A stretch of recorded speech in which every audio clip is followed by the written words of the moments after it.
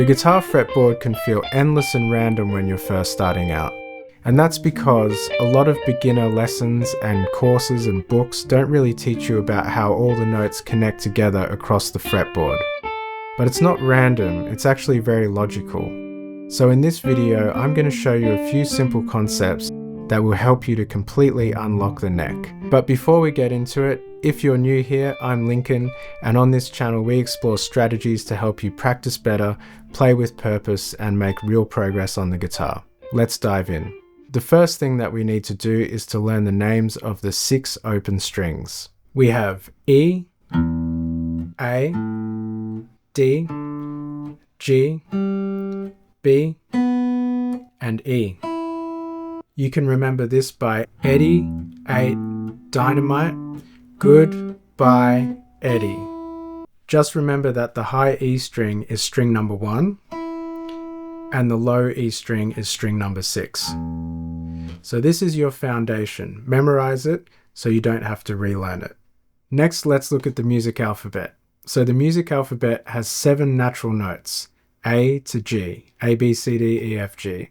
And between all of those notes, there's a sharp or a flat, which we'll get to later. There's a couple of exceptions though, B to C and E to F. This means that there's 2 frets between every natural note except B to C and E to F. To help you remember it, have a look at this.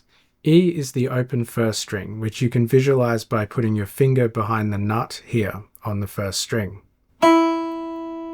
F is 1 fret in front of it.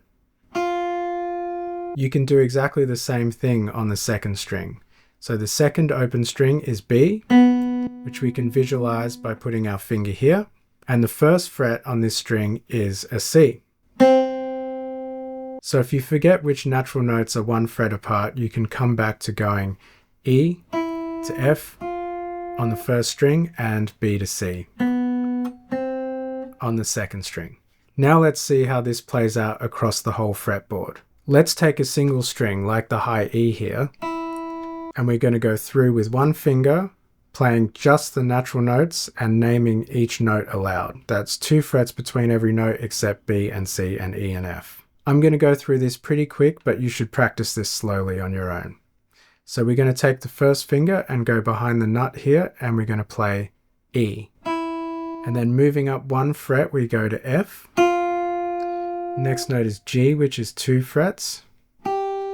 Once we hit G, the music alphabet starts over again. So the next note is A, which is on the 5th fret here. B, C, D, E.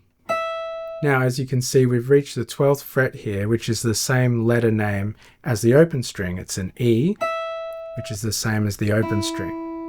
If you go 12 frets above any note, you will find its octave. Now, I know we haven't discussed the sharps or flats yet, but before we do that, I want to do something else first. So if we continue that exercise to the edge of the fretboard, you'll find that we max out around D. So let's try that out.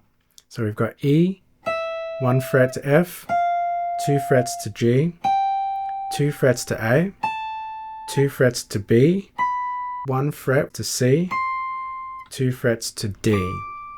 So as you can see, we didn't reach the next octave of E. So that means on this particular guitar, and probably on yours too, that there's a maximum of 2 E's on every single string. So now let's pick a note like A and find every possible position for A on every string on the guitar. We only really need to do this for the lower octave because we can use this little trick to find the higher octave. So let's first find A on the 6th string, play an E like this, and then we go to F, which is 1 fret, and then we go to G, which is 2 frets in front, and then we go to A, which is 2 frets in front of that. Now we've found our A. Now remember we said to find the octave, we just have to go 12 frets above this A. Well, that's one way we could find it. We could just go 1, 2, 3, and count up to 12 like that. But here's an easier way. What we can do is you'll notice that my A is on the 2nd dot on this guitar. So we have a dot on the 3rd fret and a dot on the 5th fret here. Our octave is this double dot on the 12th fret here. And you'll see that if we keep going, Then we've got another dot here. That's the first dot above the 12th fret. And then we have another dot here, which is the second dot above the 12th fret. So we can find that dot there. And there's our A. We can test it. A and A. So the next string is easy because we got the open A. And that means that the octave of that is just the 12th fret here. So next we're going to move to the D string. We've got D behind the nut here. And then we're going to go to E, which is 2 frets in front. And then F, which is 1 fret. And then G, which is 2 frets. And then A. So now to find the A up the octave on this string, we notice that we just played the 3rd dot. So we can just find the 3rd dot above the 12th fret. So there's 1, 2, 3. Next string is G, so we go behind the nut here. 2 frets in front of that is A, so we've already found it. That means we can do this. We can just go up to the 12th fret. There's our G, and then 2 frets in front is A. So the next open string is B, so that means A is quite a long way up the fretboard. So here's a shortcut we can use to find A. Let's go straight up the octave from B to B. And then we can think how many frets behind B is A, and it's going to be 2. So we just go back 2 frets. So we're on the fret in front of the 4th dot. So 1, 2, 3, 4, and then we're in front of that one. So we can count up here, 1, 2, 3, 4, and it's the very last fret on this guitar. And finally, let's do the high E string. So first finger behind the nut to play E, and then we go F 1 fret, G 2 frets, A 2 frets. And we're on that 2nd dot, so straight up the octave we go 1st dot above the 12th fret here and 2nd here, A. So let's go through them all. We've got 5th fret, 6th string, 17th fret, 6th string, open 5th string, 12th fret, 5th string, 7th fret, 4th string, 19th fret, 4th string, 2nd fret, 3rd string, 14th fret, 3rd string, 10th fret, 2nd string, 22nd fret, 2nd string, 5th fret, 1st string, 17th fret, 1st string.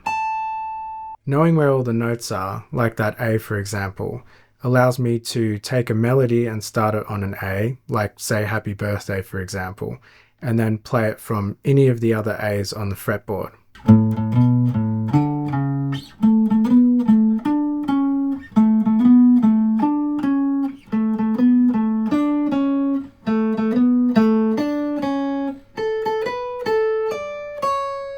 Or if I know a chord that has an A in it, like A minor for example, I could do exactly the same thing with that chord.